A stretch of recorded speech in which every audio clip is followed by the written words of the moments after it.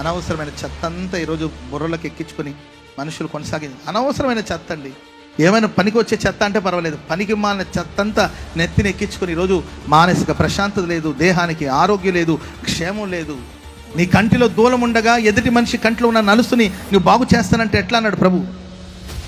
అంటే విమర్శనాత్మకమైన ధూళి.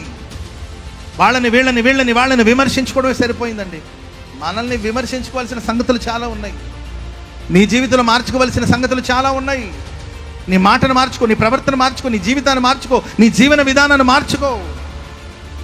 మార్చుకోవలసిన సంగతులు ఎన్నో ఉన్నాయి. కానీ మనల్ని మనం మార్చుకునే సంగతిని విడిచిపెట్టి ఇతర విషయాల్లో, ఇతర కార్యక్రమాలు తలపెట్టి మనం తలనొప్పి తెచ్చుకుంటున్నాం. ప్రేమైన వారారా, వాక్యం ఈ రాత్రి హెచ్చరిస్తుంది. లెమ్ము, లేచి ధూళిని దులుపుకో.